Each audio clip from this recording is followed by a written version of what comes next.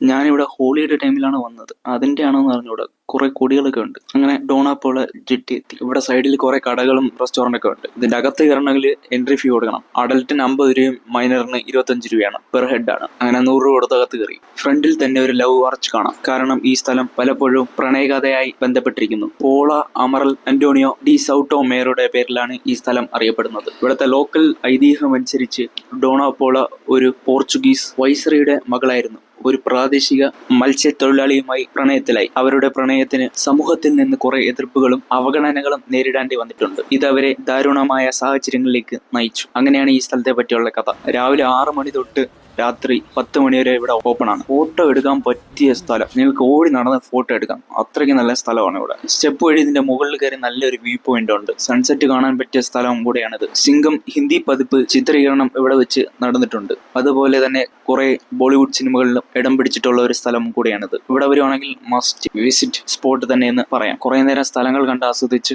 താഴെ ഇറങ്ങി വന്നപ്പോൾ കടയിൽ മസാല പൊടിയിട്ട ലൈം ഉണ്ടായിരുന്നു. പിന്നെ അത് വാങ്ങിച്ച് കുടിച്ചു. നല്ല ടേസ്റ്റ് ഉണ്ടായിരുന്നു. അവിടെ നേരെ ഫുഡ് കഴിക്കാൻ പോയി. ഇവിടെ നിന്ന് ഫുഡ് കഴിച്ചിട്ട് വേണം അടുത്ത് പോകാനുള്ള സ്ഥലം ഏതെന്ന് കണ്ടുപിടിക്കാൻ.